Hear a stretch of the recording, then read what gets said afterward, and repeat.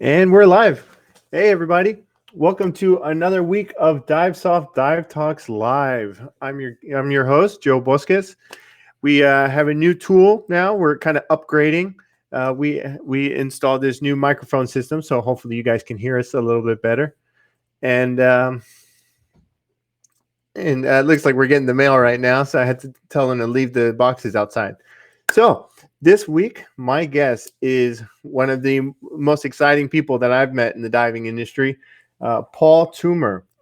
Paul Toomer is the president of training agency RAID and is a working instructor trainer and expedition diver. He's an avid wreck, cave, side mount, rebreather diver. He does it all, folks. Within months of learning to dive back in the day, he had his own center in London and rapidly progressed to become course directors and discovering his passion for technical diving and rebreathers becoming his main focus. He's participated in many expeditions, some in Malta and Italy that we'll hopefully get to hear about some today. He's worked in film and TV companies as a diver, supplier, and advisor. And he presents at training agency events like DEMA and Tech Dive. And he was also recently inducted as a fellow of the Explorers Club. So let's see if we can pipe him into the show.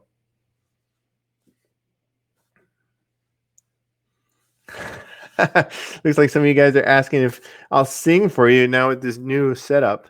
No, nobody wants to hear that. So let's see if we can get Paul piped in. All right. So if you're also tuning in, be sure to like and share the dive stream show. It's always good to get as many views as possible, and you can also even host a watch party as well if you're watching us live. So, hey, there you are, Paul. Hello, how are you? Good. How's it going over there? And you're in London, right? Yeah, it's good really. It was a bit fresh this morning. We've had horizontal rain and four seasons in a day, but it cheered up pleasantly this afternoon. So yeah, I'm super happy.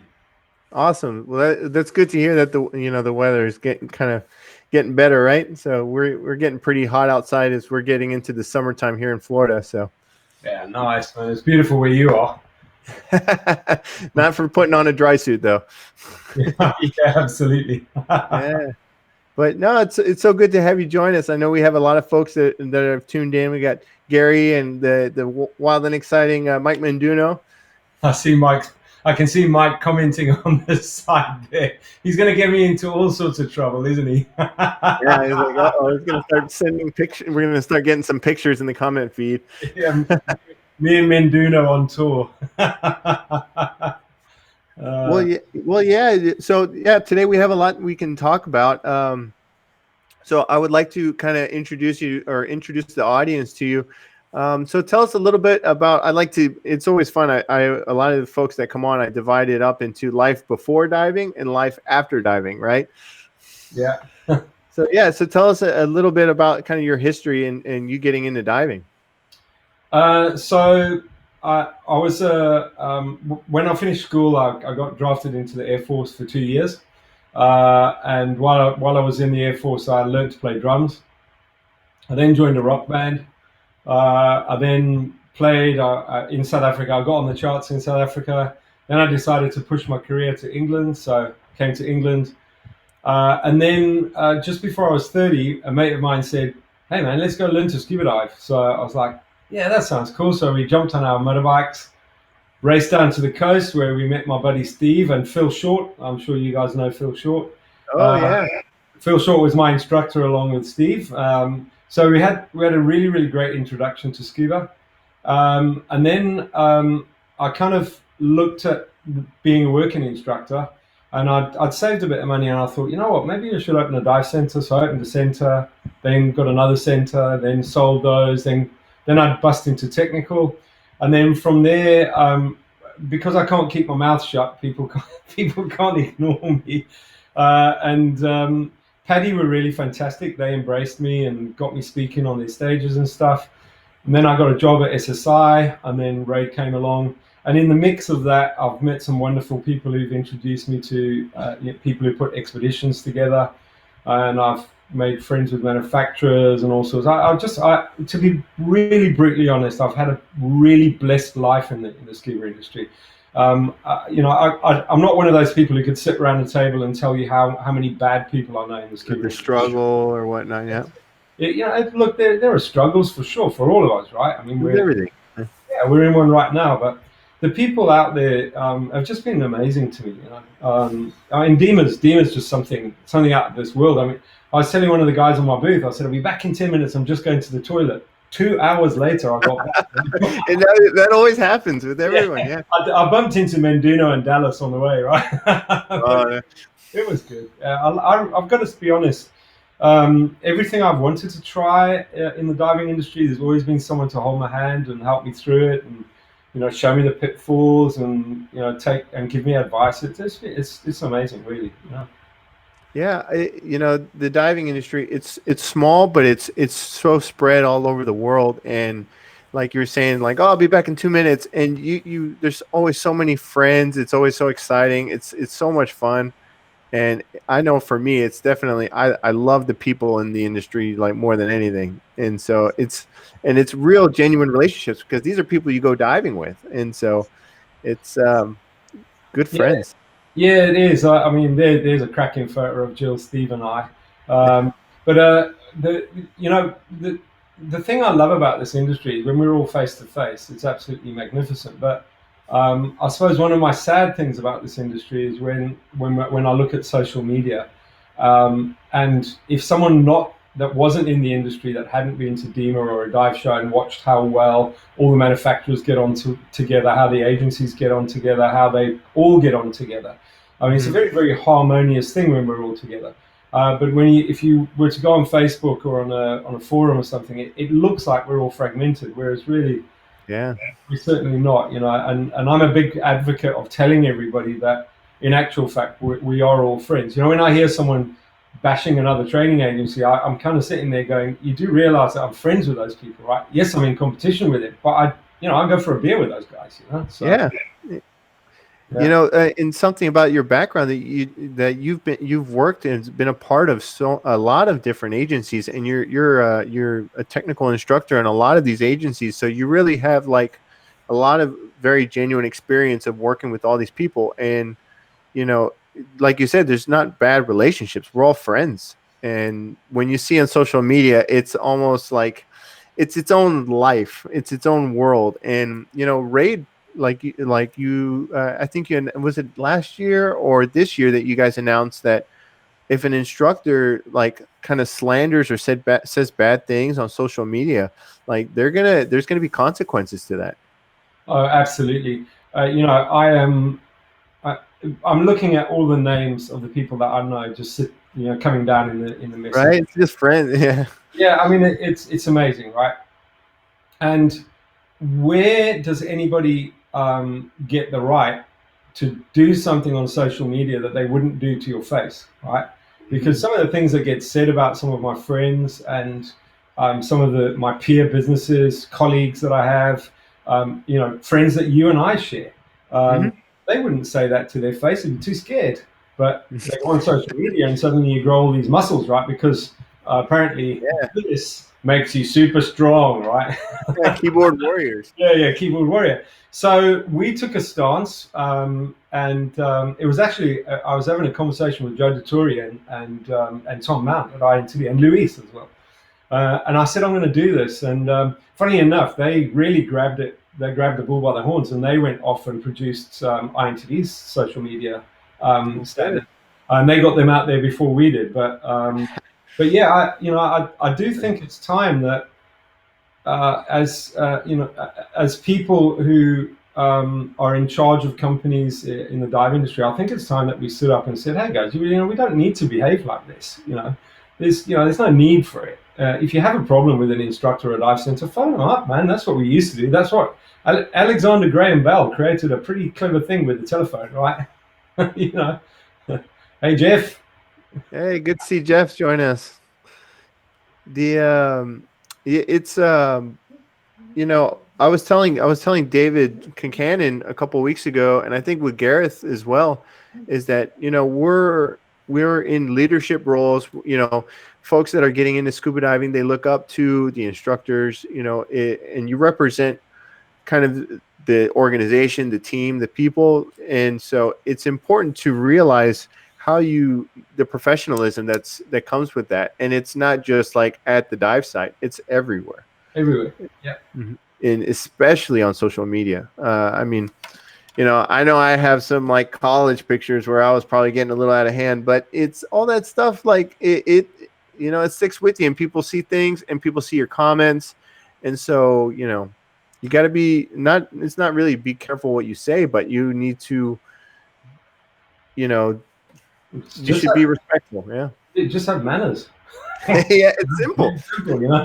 It's not rocket science. This, Right. Growing up as a kid, and your dad said, "Hey, what's your manners? There, you've been cheeky. Why can't we apply that again to social media?" I mean, it just astonishes me. So it's probably the only thing that I really, really, really dislike about, and it's about any industry, any niche industry, especially, Mm-hmm. and. The any professional that's behaving that way, and the reason for our social media standard is it doesn't matter whether you're a professional for RAID or any other training agency, or you're diving a Liberty rebreather or any other rebreather, or you're wearing XYZ wetsuit. Okay, when you're a professional, you're an ambassador by default for the industry that you're in, and a lot of frustration comes about the state of the industry, how much instructors are getting paid and how well off everybody is, and so on and so forth.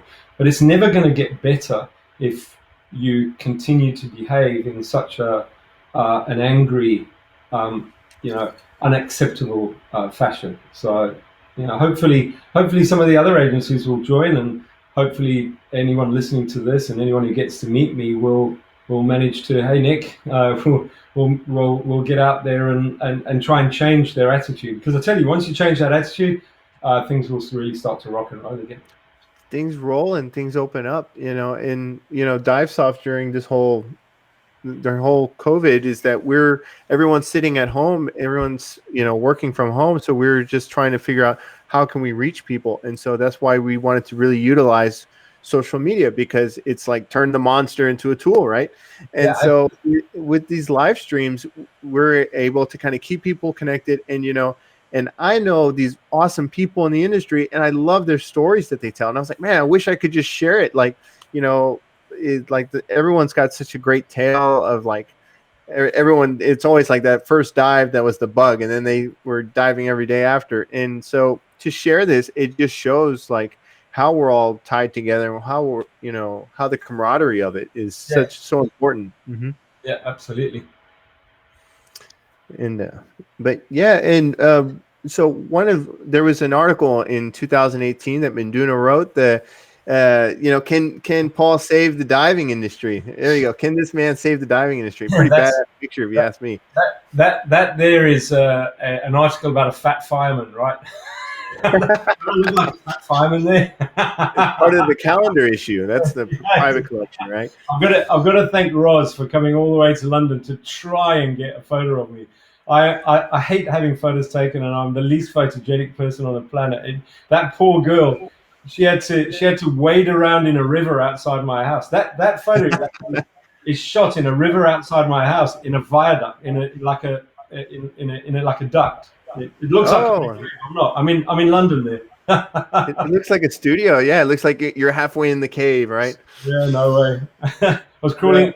That goes under a street. That duct. That's awesome. But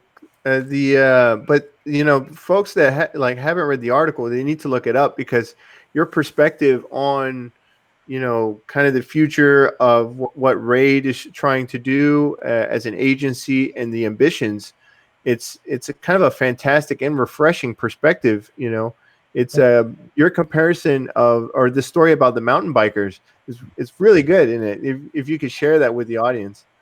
So I flew to South Africa, and my friend Karen, who's our distributor in South Africa, avid rebreather diver. So we grabbed our rebreathers, and she picked me up at the airport, and we chucked them in a van, and we're driving down to where we're staying, and the phone rings pretty much, and she's like, "Hey, the cow sharks are in town, and this big dive center said they got some space on their boat." So we go off, we dive with the cow sharks, but we're in rebreathers diving in 6 meters of water, and on the way back, it just happened that the boat was full of very young Danish, a group from Denmark who all looked like supermodels. It was a mix, girls and boys, but they were like absolutely gorgeous, right?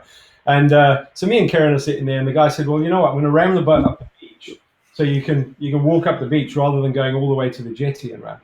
And as we walk up, there's half a dozen, 6 or 7 cyclists covered in mud, young guys, really like grinning from ear to ear. That had so much fun. And the guy says, "Man, you guys look so cool." And chatting to all, I mean, there's about 12 of us chatting to us all. And then they saw the rebreathers, and they were like, "Wow, what are those?" And we chat.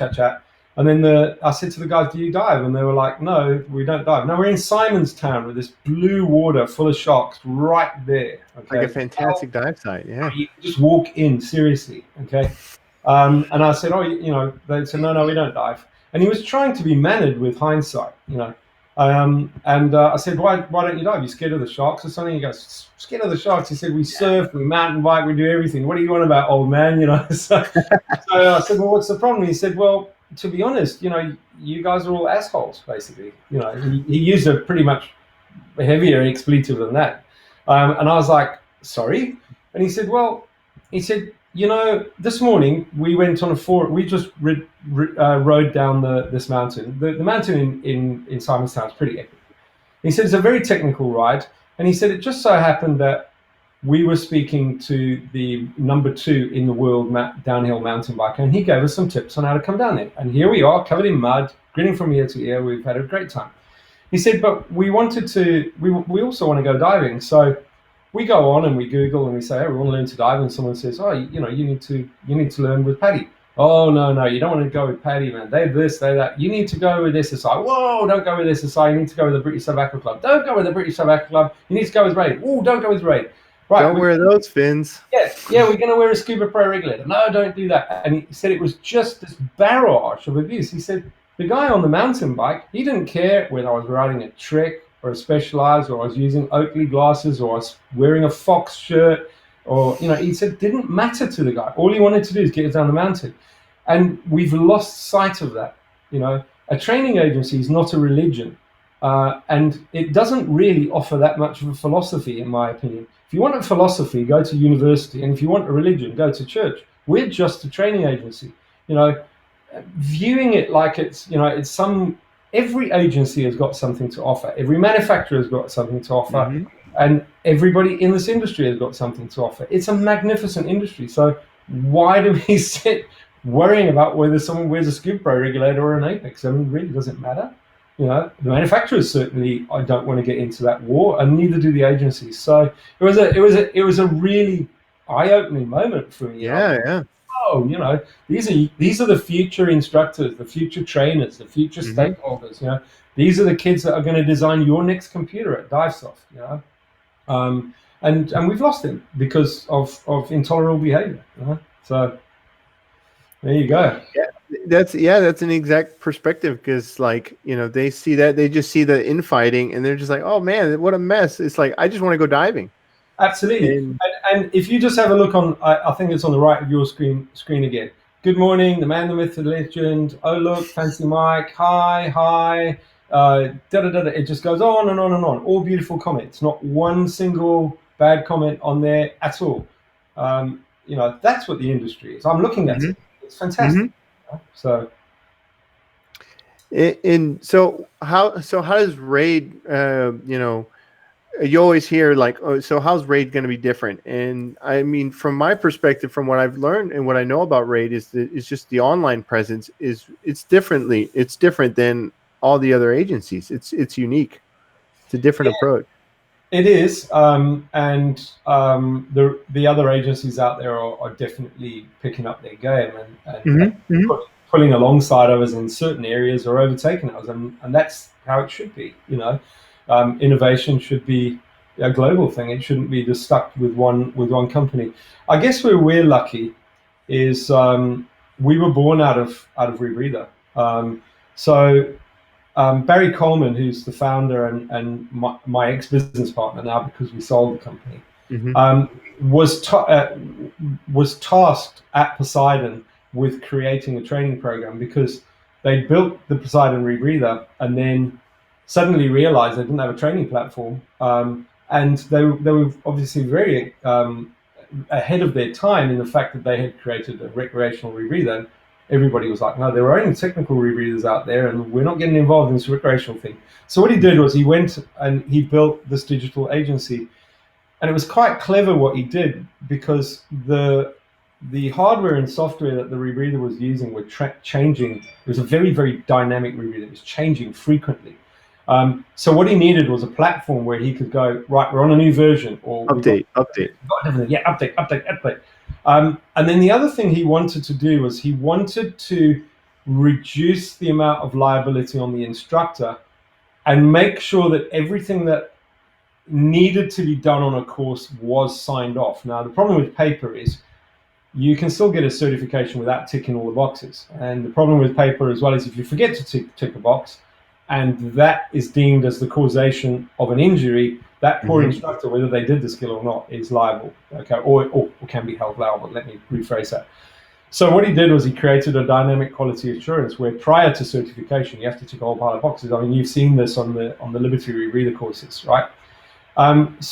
But because we were born out of Rebreather, number one, we had Barry who created a fantastic digital online platform after researching hundreds and hundreds of platforms. And we had a technical spin to us. And then when Jim and I joined him as partners, one of the best things I ever did and the happiest things I ever did was 2 weeks to become a course director, okay? I don't know what it's like now. I guess it's still as good. But it was such an incredibly professional, exciting program. And I had made a decision in my life that I was going to do recreational and I would have a look at technical. And when I came into the company, even though I was already a rebreather instructor trainer and I'd written programs for SSI, I still have that recreational slant. You know, if I can wear a single tank and go on a dive, I will, okay?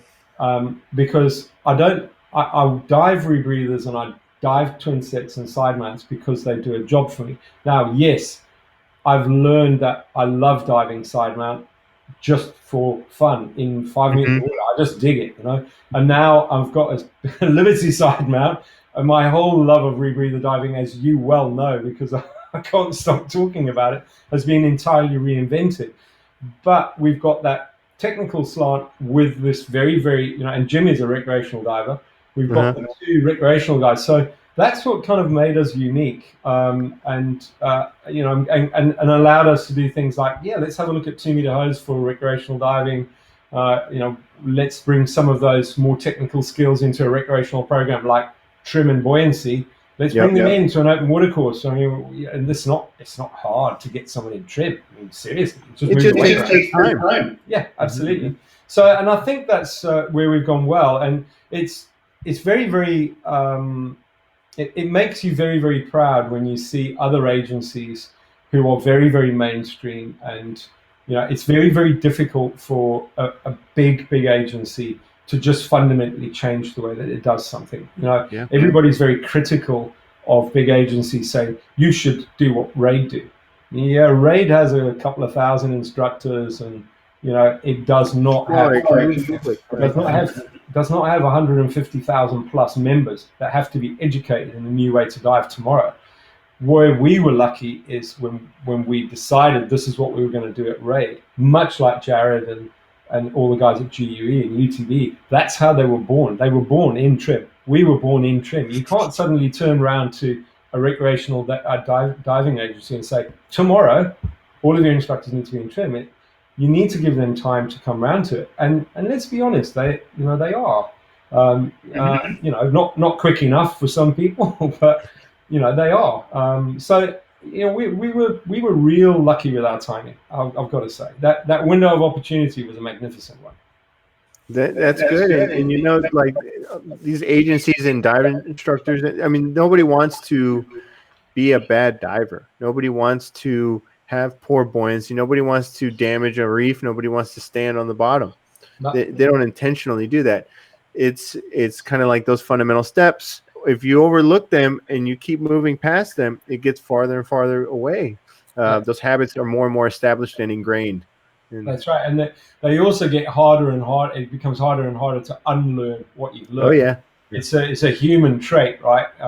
You kind of learn something, and well, I do it that way, and someone says, well, it's easier this way. Yeah, but I got to unlearn this way to go that way. I'm not prepared to unlearn to relearn. You know, it's like taking even an accomplished open circuit diver and then just chucking them in a rebreather. And quite often you'll have this very accomplished diver find that it's actually quite difficult to make that transition because they're unlearning what they did. I mean, let's be honest, there's not a lot of similarities. You know, the breathing's different. The only things that are different, you look out the mask the same way and you might flip your fins the same way, but everything else has got a big change on it. I suppose the other, this is a story as to another reason why RAID has done what it's done. Like, for example, we don't have a buoyancy specialty, okay? And that came about because of my dad, right? My dad's my best friend, okay? He was my best man. He's a super guy. And I taught him to dive years ago. And I had drunk the Kool-Aid, so to speak. I know that's not very politically correct, but it's the easiest way for people to understand what I'm on about. I had really embraced the philosophy of the agency. And when I did an open water diver course, I was the first one to talk about, let's do some continuing education. And I was sitting with my dad and I said to my dad, we were in Tenerife. It was beautiful. And I said to him, you know what, Dad? I said, while we're here, I'm going to do your buoyancy specialty, mate. And I'm also going to do your advanced open water. My dad looked at me like I'd gone mad. And he's like, so tell me about this buoyancy specialty. So I said, well, what I'm going to do is I'm going to really hone your buoyancy and I'm going to get you into trim so you dive like me. So he said, so what am I going to do for the whole open water course? Walk along the bottom? How do you expect? Do I have to take a ladder with me so I can climb out of the water? What happens if I encounter coral reef? Do I just crawl all over it? And I just sat there and I just went, wow, why don't I put the fundamentals back into open water? So when we wrote Open Water 20, the fundamentals are in there. We removed the masses of repetition that are in some courses, and we were like, well, if you can do the mask skill, you can do the mask skill. I don't need to see you do that mask skill 500 times. What we'll do rather is we'll put the mask skill into a scenario. So we swim up to the open water dive before they've finished their training, and we swim up and we go, your mask strap just broke, or your mask's fogging up, or your gas is low, and we challenge them with decisions, which then means our instructors can spend a lot more time in the water, looking at the weighting, getting it right, trimming them out. And what it also means as well is that when you're sitting with a RAID instructor, and I can only speak for RAID, I'm sure there's loads of other instructors at other agencies who do this. There's not that conversation where, okay, I'm going to get my students right. I need 4 kilos to sink, but I'm going to take 6. So I've got extra weight for my students. It's like, wow, so that means you're diving overweighted as the instructor and you're not enjoying the experience because you're overweighted. Yeah, that's right, but that's my job. No, it's not, mate. Do a proper buoyancy check, and obviously it's all covered in the manual, and off we go. But that Open Water 20, a lot of it is Barry, because Barry's a big buoyancy guy with bringing rebreather in, and then the rest of it is all my dad. I can't take the credit for it. It's not my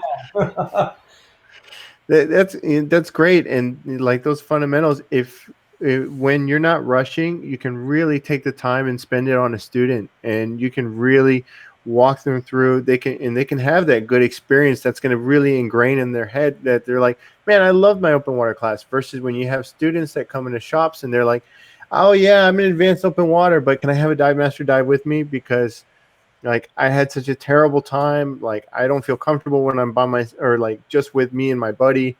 And so there's a lot of that where you have to backtrack and fix that in training. That's right. I think it would be great if all the instructors out there, much like many of the names that I'm looking at here, many of the great instructors, I can see Nick Geeson there, and Michael, and Gary Dallas, and so on and so forth. They all make a big deal out of going and having fun. All right. Hmm. And I've done dives with a lot of those people, and I've done training with some of those people as well. And they make their training, they are having as much fun as the student is with their training. It's not become this lethargic thing that they're just turning out Oh daily. yeah, yeah, and it's contagious. Yeah. That's right. They make it contagious, And as I say, I've been very, very lucky to work with these guys. I did a side mount course, instructor course, I don't know, 2 years ago, and because I hadn't dived side mounts for a while, I went up and spent a day with Gary Dallas and jumped in the swimming pool with him, and just to watch the smile on his face made my skills better. And I think if the instructors remember that they should be having as much fun as their students, suddenly it all gets really, really exciting.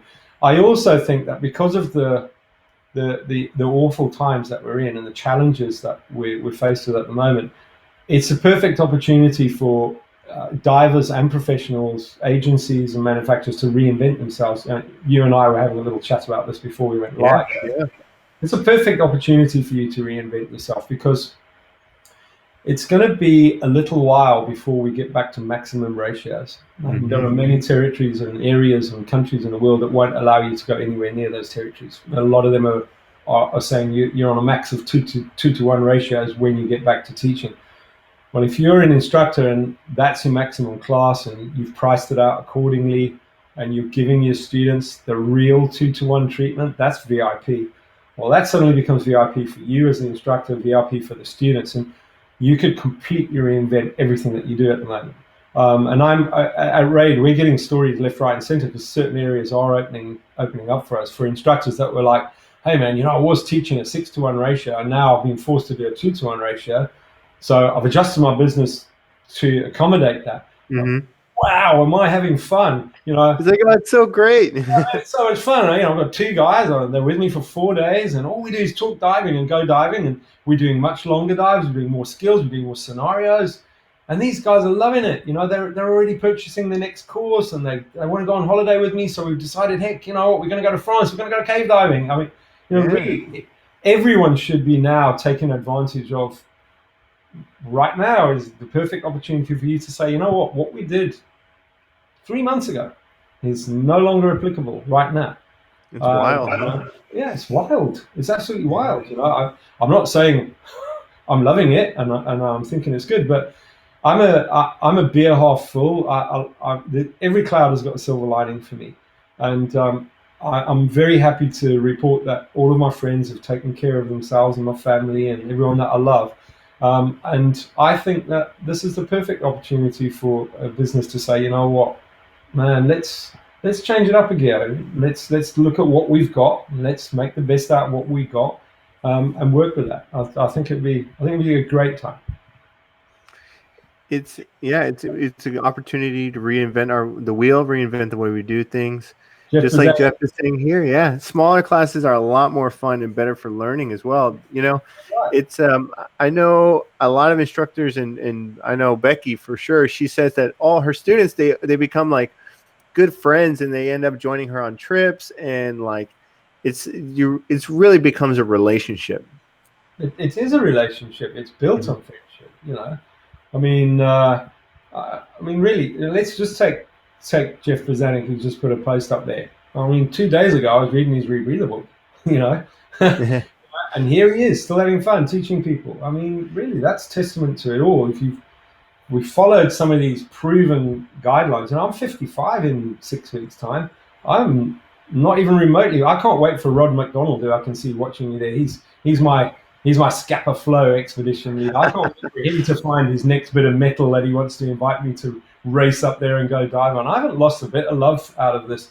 And that comes in part through reinventing and looking at what makes me happy. I realized that teaching 10 to 1, 8 to 1, 6 to 1 didn't make me happy. So I said, I'm going to max out at 4. And then I was like, on certain courses, I'm going to max out at 2. And it just changed everything up a gear. Now we'll change the topic from training, and we'll go like some of the kind of the adventures and the expeditions that you've kind of worked on. What was it? I was finding out about your work on the Gazo project in Malta. Yep. And I know we have some video of it, and hopefully Matt can pipe that in. But that expedition was on a shipwreck, a Phoenician shipwreck. Yep. Yeah. So I'm as I keep saying, um, uh, I've been very very lucky. So the distributor for Raid in Italy, there's three guys. There's Stefano, Gianmichele, and Danilo, and I've become much more like brothers with them. Funnily enough, Stefano and Gianmichele are born on the 2nd of February, and my wife and my son are born on the 2nd of February. So yeah, so Jean Michele is a very very advanced technical videographer. So he does super deep stuff. He's done stuff for Nat Geo and Discovery and so on and so forth. And one of his best friends is a guy called Timmy Gambin, who happens to be a professor at the Malta University. And his passion is finding stuff. And he's got involved with some real good. Now, bear in mind, Malta has been fought over more than any other island on this planet. Okay, it's been fought over for thousands and thousands of years. The Ottoman Empire, the Romans, you name it, they've had a go at that place. And the Phoenicians used to run past there while when they were selling their wares and they were traders basically. Mm-hmm. And this wreck lies in 110 meters of water. So what's that in American language? 340 feet, 350, 340, 350. Yeah. But Timmy is not one to take his missions lightly. And this wreck is full of amphora, and the amphora are ancient containers basically. His desire was there's amphora lying on the surface, and after a little bit of hand digging around, he realized that there's more amphora underneath it. And what he wanted to do is he wanted the divers to dredge. So him and quite a lot of other learned people and very very ambitious and adventurous people decided that we were going to dredge at 110 meters. So we have a boat with a compressor on it, and then the hydraulic lines going down, and then the dredge on the bottom, and the catch bags.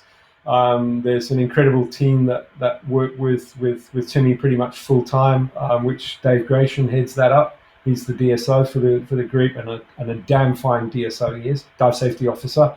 And poor old Dave and whoever's with him end up normally putting the station in and ripping it out. It's a huge job, but it is so exciting, and what I love about the expeditions I did up in Scapa with Rod and all the guys up there, and Emily and them, and the expeditions I do with Timmy and everyone, is you go into them as a qualified deep rebreather diver, or you're going to provide safety, or sometimes I do deep and I'm safety for someone who's doing something quite, the objective that they're asked to do. Mm-hmm. They need someone to just watch them. So, and then you kind of morph and you start to look at the science, and you start to look at the history, and you start to look at the geography, and you start to look at the geology, and you become your brain opens up. You're no longer just a diver talking about the rebreather on your back and going deep and doing 5 hours of deco. You become so attached to this amphora or this wreck, or for me in Scapa Flow, it was a gun. I got given a 3-meter gun, and Rod and Paul and Emily and everyone were like, Paul Toomer fancies this gun, so he'll swim around the wreck for 20 minutes and then he'll bugger off and he'll go and he'll just film this gun. And that's what I did. And I liked the debris field. So, and I loved all the just imagining what was going on. And then suddenly you get talking to someone who specializes in DNA and isotopes, and they start telling you about how they can use DNA and isotopes to track where this boat went and where these people on that boat were. It's amazing. It's absolutely amazing. Yeah, it brings the science to life. It certainly does. Yeah, it certainly does. So yeah, Yeah. I don't See know if if you we want get to. we had to pipe it in. Yeah, pipe it in, and I'll shut up for a minute. Yeah. Get some commentary. Yeah, okay, yeah. That's our agency. See if we can push me out of the screen. Well, that's we're very very lucky that we've got to work with submarines and ROVs occasionally. It doesn't happen every day. I've got to stress. I'll let it speak for itself.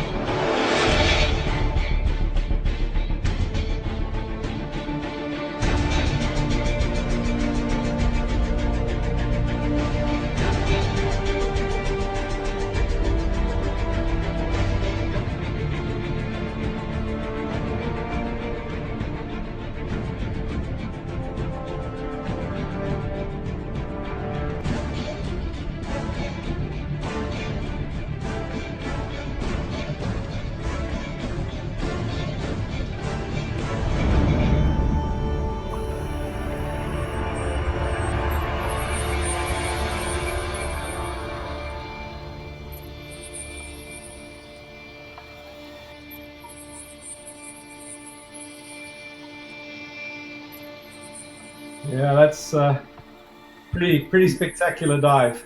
It's like a sneak peek this summer. Yeah, yeah, it is.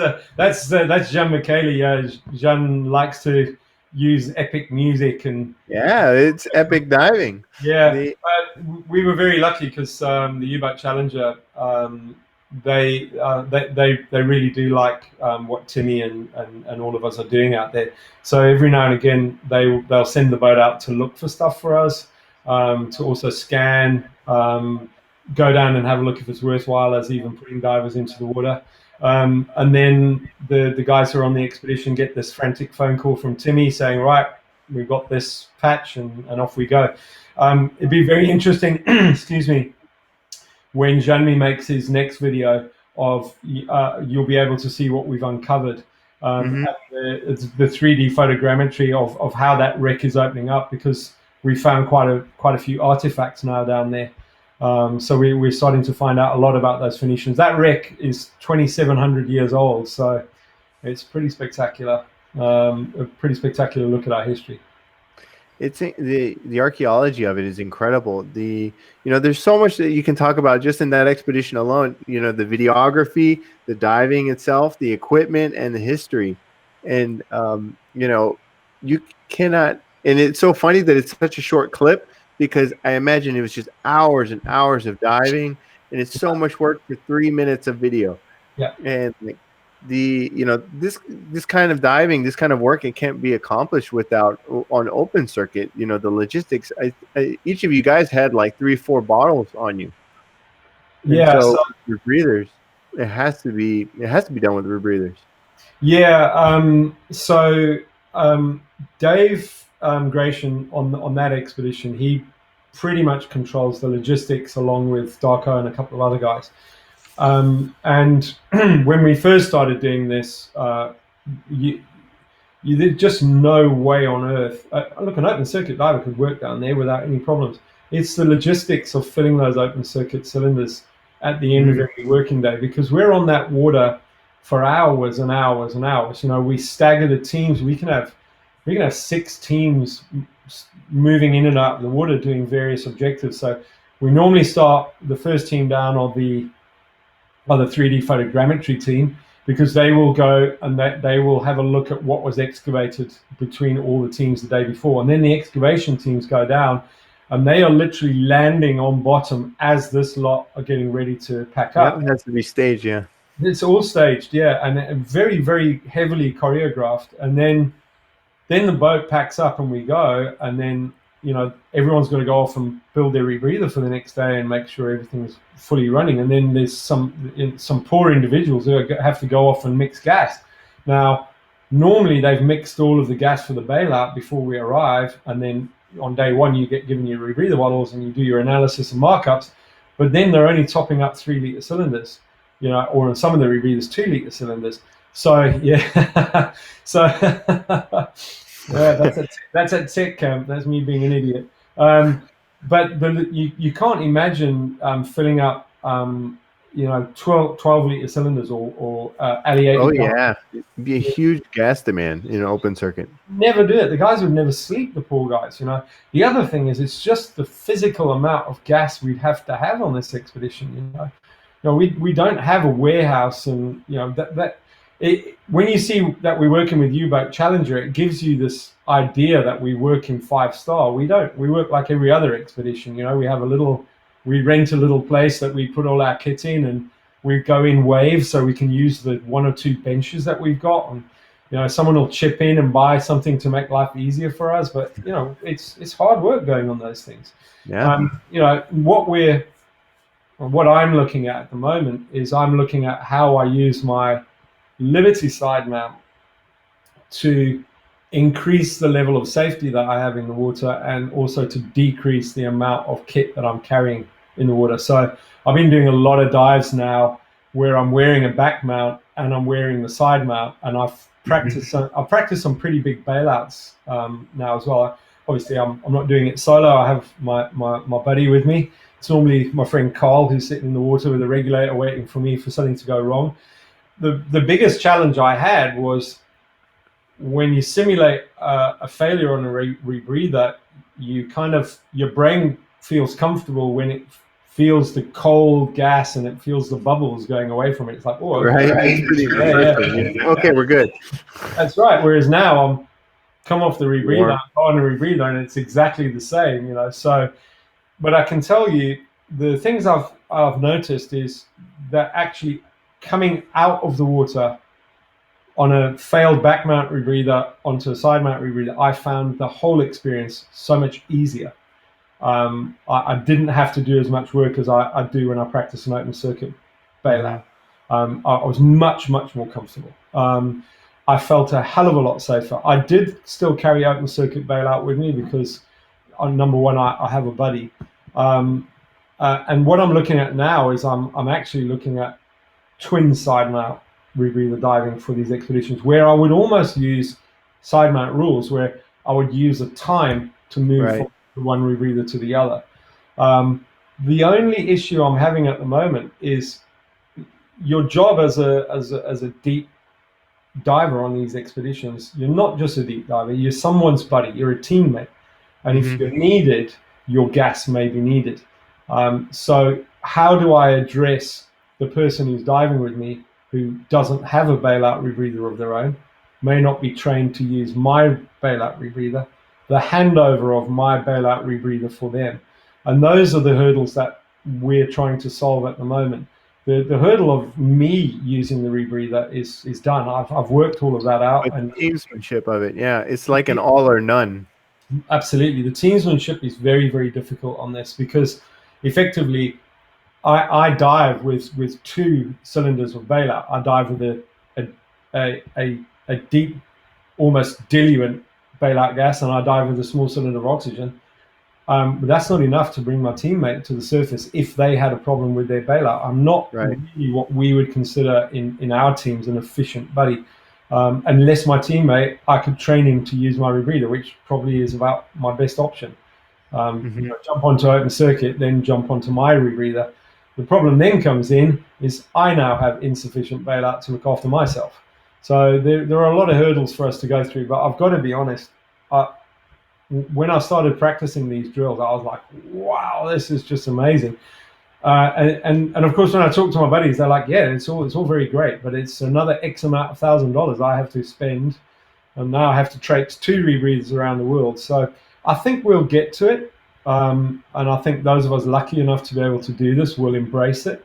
But it will get legs. There's no 2 ways about it. This side mount rebreather is not something that you're just going to see disappear. I think it's going to become a really cool thing. And if you take just doing a rebreather dive, that Liberty side mount is the most travelable rebreather. It's a super travelable thing.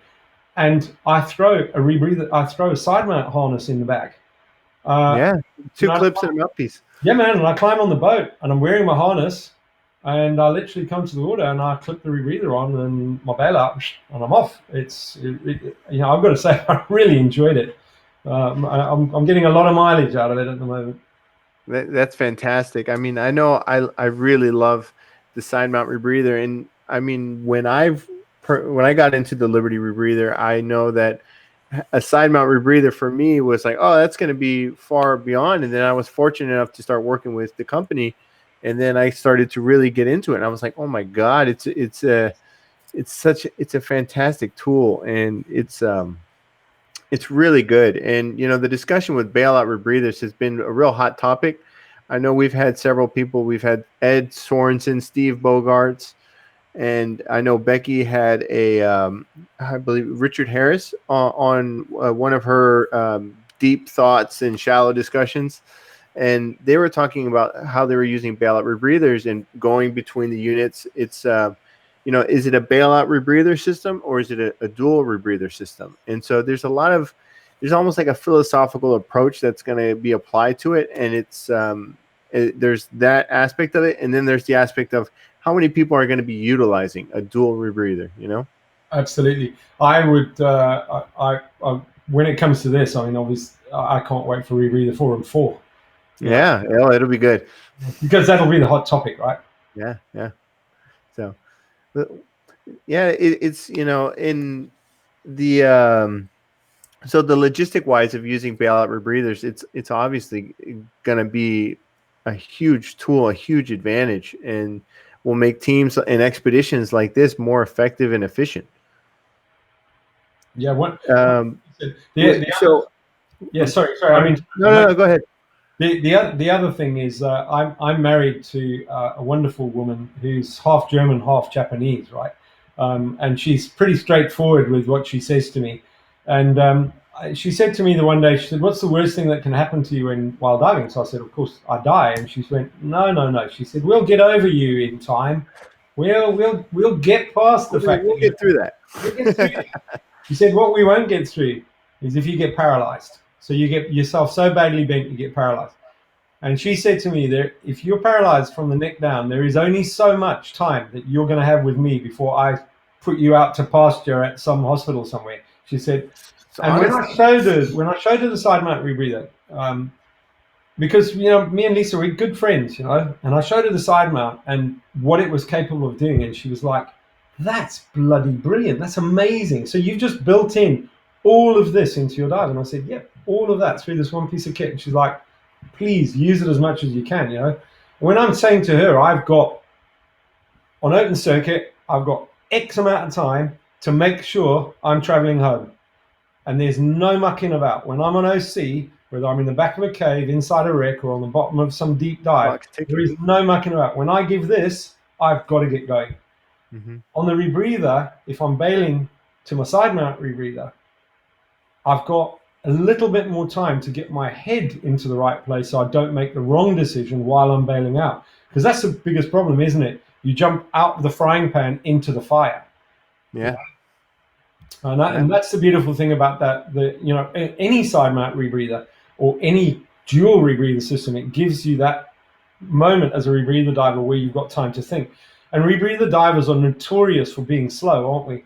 You do an ascent in a twin set on a tech dive with a bunch of twin set divers, they are moving, right? Yeah.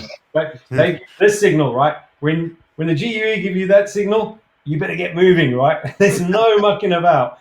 Whereas the rebreather guy goes like this, and it's like, "Yeah, man, okay, oh yeah," off they go up to the surface, you know. So, I'm really thrilled with it. Now, so kind of in the training perspective of it, I feel like I feel like with kind of the times of social media and everything, you know, people are seeing more rebreathers than they've ever seen before. And you go to Ginny Springs, you go to dive sites, you're seeing rebreather, like the traffic is just increasing of people diving on CCR. And then there's going to, do you think that there's going to be kind of a trend where you're going to have divers that they went straight into CCR as early as they could, and then they've never done any type of trimix on open circuit or any cave diving on open circuit, and so it's just all CCR. Do you think that's going to be kind of become more commonplace?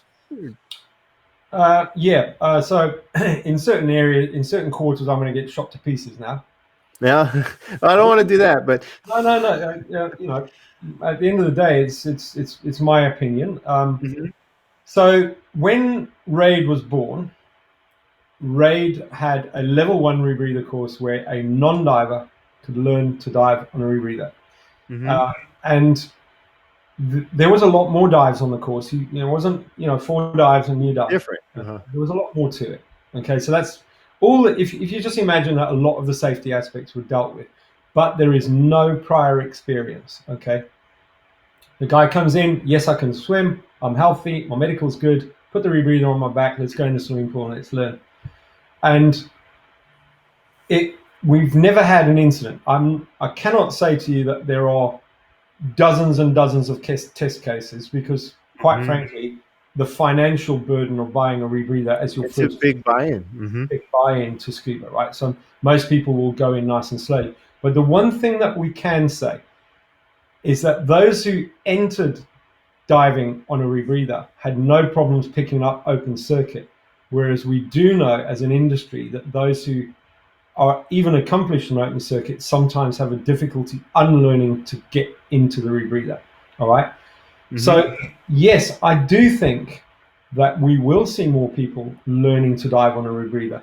I just think that the agencies need to be, and the instructors and the manufacturers need to be very, very adult about how they're going to move this in. Um, I think rebreather is an amazing tool. I think when we've got the technological advancements that we're seeing inside rebreather technology now, solid state cell, all of the little things that we see inside a Divesoft rebreather, what those rebreathers can actually do, um, you start to get to a stage where you're looking at, is open circuit safer than rebreather, or is rebreather safer than open circuit?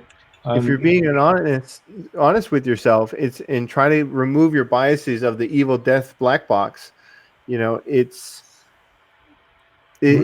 becoming kind of a paradigm shift in it. Rebreather, as long as you follow certain protocols, is actually good. Now, one of the things that we noticed when we've spoken to some of those divers who learned to dive on a rebreather, they never ever did the fatal mistake of leaving that loop open, right? Mhm. Leaving a loop open on a rebreather, right? Doesn't matter how experienced you are. If that thing floods, that thing becomes a real nightmare to manage Yeah, because it becomes ungainly heavy, all right? Um, and what we found with the guys who learned to dive with the rebreather, it was quite simple. It was this and it was this, or it was this and it was this, and the movement was seamless. They could never understood why the until you training put it in material right at the beginning. Yeah. from the beginning.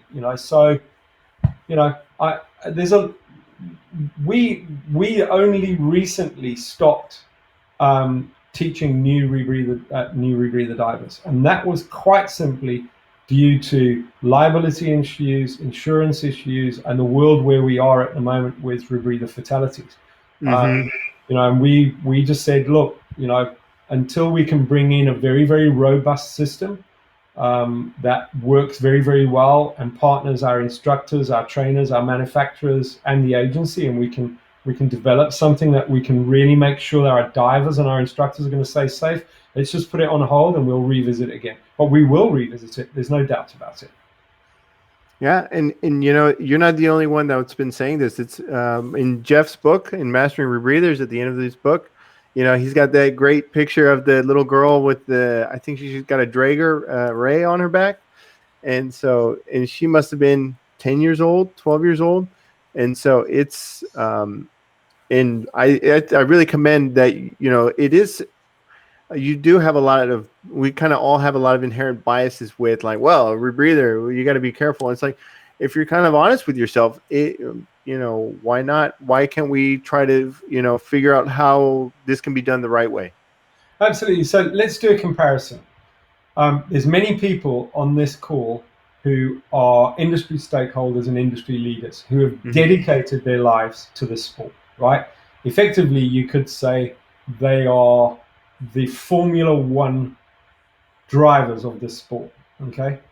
They could teach you to dive anything if they Hmm. put their mind to it. And they could teach well, I wouldn't like to say they could teach anyone anything, but they could teach anything if the person in front of them was attitudinally correct and had the right mindset and, Yeah, yeah. all of that stuff. So if you compare it, so you've got Lewis Hamilton decides to teach someone to learn how to drive a car in a Ferrari. Would that be possible? Yes, it would be possible because he is the F1 of F1. Would it be possible for Valentino Rossi to teach someone to ride a motorcycle on a 1000cc motorcycle? Yes, it would. So making a blanket statement actually never works, right? Right. We do have to look at the fact that not everybody is at F1 stage at the moment. So we do have to write courses and build product that will cater for the whole market. But you can't just turn around and say you would never be able to teach anyone to dive on a rebreather, because I'm sitting looking at the right hand side of my screen and I can tell you 10 blokes sitting there who would be able to teach you in a rebreather with their eyes closed. That's all they do is rebreathe. Yeah. So and Jeff just made a comment. 6 years old, wearing a rebreather, designed and built by her 12-year-old brother, actually. Oh, excuse me. Yeah, there you go. Now, my little boy is surrounded by dive kit. He's 8 years old. And about 3 years ago, one of my dive buddies was staying here and went in the shower, and there was a loop of a rebreather lying in the shower, right? He had his shower and he comes out and he gives me this loop and he says, "Oh, you left your loop in the shower." And I was like, look at it. And I was like, and Sebi walked up and he went, "That's not my daddy's loop. That's my loop." That's awesome. Yeah, so is Sebi going to dive a rebreather? Is my Sebastian going to dive a rebreather? Hell yeah, he's going to dive a rebreather. He's already got his eye on the bloody thing. Oh, I bet for years, right? He's just been scratching at the bit. Well, the thing he wants more than anything, he wants my scooter in the water. That's Oh, what yeah. he wants. My scooter. That's all he wants. His mask on and my scooter. That's funny. Yeah, I introduced my girlfriend to power snorkeling a couple of weeks ago. It was like a scooter and snorkel. Oh my god, we were outside of Jenny Springs in Swanee. And is that pouring vodka down the snorkel? Well, that's something else. Yeah, how much fun is that, snorkeling on a scooter around Jenny Springs? Wowza, man. Yeah, all the tubers are kind of like confused. You just grab a foot and drag them. Yes, absolutely. Well, I think to kind of close the talk, how I really want to echo how you said about like the story with the bikers and the divers. I get the same looks when I'm in Jenny Springs, and they see me come out of the water, the rebreathers, and all the kids are just like so fascinated. And if we kind of like continually as like a community always emphasize that we all represent the rest of the industry, and seek to inspire and encourage rather than to discourage, and we can really change a lot, and we can really push the industry where it can be. Oh, I completely agree. And if we take the view now that unfortunately the world has changed, so why don't you just get a white piece of paper out now? Just pretend that, because some famous person said the future starts now. Right. And the future started again now. Right? It doesn't matter what you did in your past. Doesn't matter what mistakes you made. You've made them. Why don't you just now start looking at the future and say, hey, why don't we have some fun with this? Why don't we change it up a gear? This virus has just proved that, it's all very fickle and it's all very dangerous, and life can change like in a heartbeat. Changing why don't we change it up, and why don't we? This is an amazing sport that we do, man. I mean, how I know people keep saying we're privileged, but we are privileged. Mm-hmm. And some of us get to teach this. Some of us make a living out of this. My God, I'm the president of a training agency. I'm a drummer. I'm a rock drummer. Yeah, I did go to school. I did get a diploma in quantity surveying, and I do have an education. But I'm just an average guy who decided to go diving. Look what I did. Look at all of these people on this call. All the people that you've interviewed. Look at what you guys are doing. Anyone can do what we're doing. All you have to do is just say, "My future starts now," and we're going to go. You just got to do it. Absolutely. Exactly. Well, It's so fantastic to see you. It's really great having you on. I love the dive talks where I get to introduce my friends from the industry to everyone that follows on these calls and everything. And the audience has been growing, and so we get to keep these videos and we publish them so people can watch them later as well. So it's creating a pretty exciting catalog of guests. Absolutely. You've had some amazing guests on, mate. Absolutely amazing. Right. Well, thank you so much. And yeah, thank you everyone that's tuned in and watched the Dive Talks live. And be sure to tune in again next week. We have Neil Pollack. He's going to be joining us on Thursday. It's going to be a great episode. Thank you very much. Bye-bye.